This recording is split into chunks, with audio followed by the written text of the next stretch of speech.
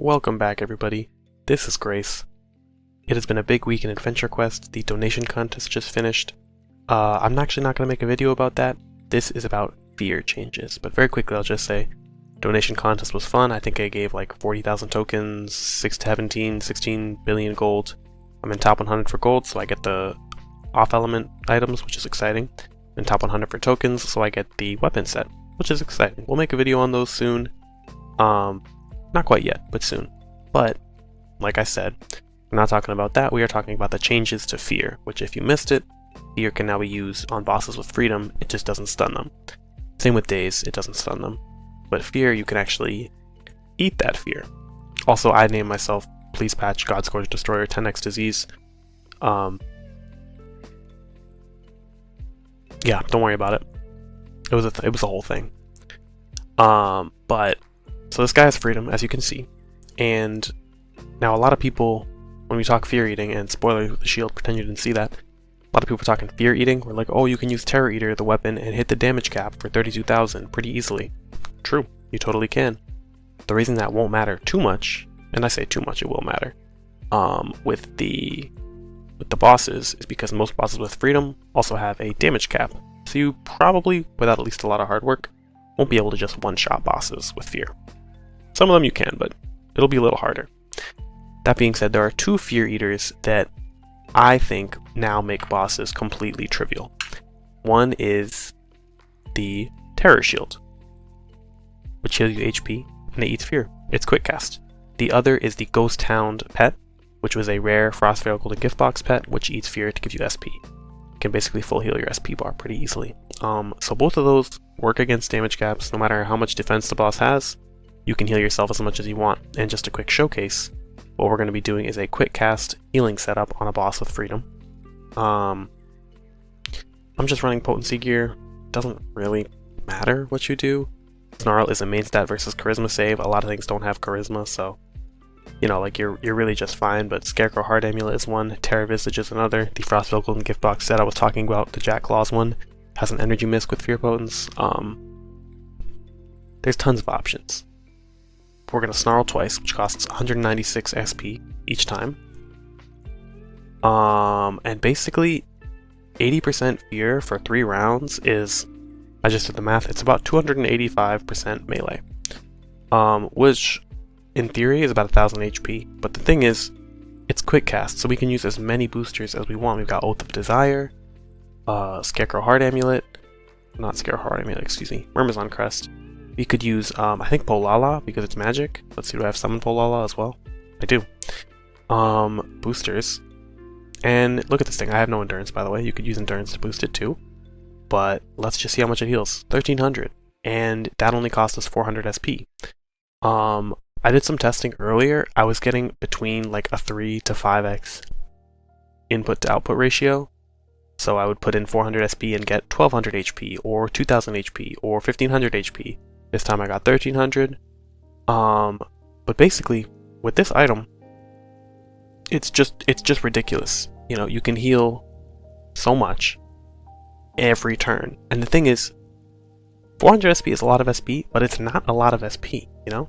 At the same time, it's 1 Soul Gauntlet, it's like 3, 1, 2, 3, 4 Essence Orb clicks. I don't know, less than that. It's just very easy to do, so I'm glad that they gave the players more options to use their items, because a big complaint about freedom, in my opinion, is that, you know, it just locks you out of a lot of gear in the game. All stun gear, useless when they have freedom, does nothing.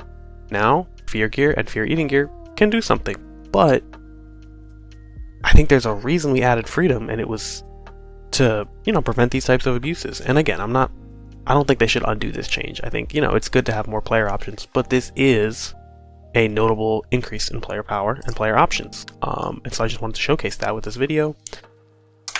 Yeah, so the fear change is nice, it's cool, but player power has dramatically increased, and the value of Werewolf as a subrace has also dramatically increased, because it gives you not only access to the damaging Fear Eater abilities, which of which there are, you know, quite a few, and you can pump big numbers pretty easily, but also the healing ones. So, you know, it's a big It's a big jump in player power. It's a really powerful ability you can have to use this. Also, I don't even think I was boosting it optimally. Let's attack once. Hold on, there's one more thing I want to do. This thing kind of hits like a truck, so I might get my cheeks blown off. Be right back. Okay. Here we're at the fight again. There's one thing I want to do which I think will work. I'm not totally positive. I actually forgot to test this, so we're testing it live. But I'm pretty sure that the shield is an attack, which means if we use, we might be catching on here, but if we use our beast form, we should heal even more.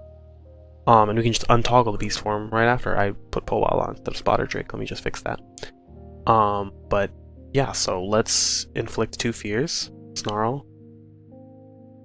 And Snarl. We got both fears. Very easy with all that potence.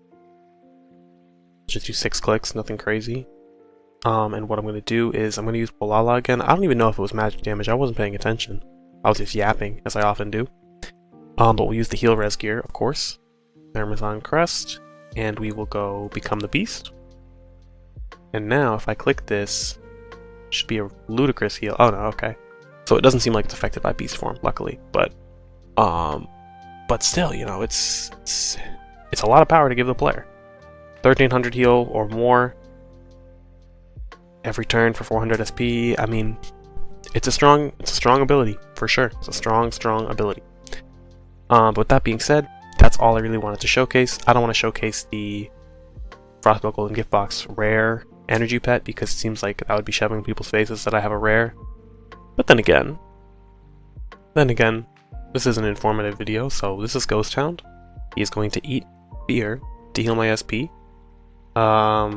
He might full heal it actually. I think he is going to full heal it, but let's just see. Got the battle log open as well. So there he goes. Oh! Oh, is that right? Well, I healed 1259, but it was limited because it full healed my bar, so I don't know how much I actually healed. Yeah. So it's a strong mechanic. Being able to put fear on bosses, it's a very strong mechanic. I think this takes some of the difficulty out of the game, and I think there's pros and cons. Giving the player freedom is great. Freedom, that's funny, but giving the player options is great. But you know, it's a big jump in power. And now technically it's optimal to every turn swap to Werewolf, use Snarl twice, eat it in a heal res setup, and then go back to whatever you were doing for what feels like limitless healing every turn.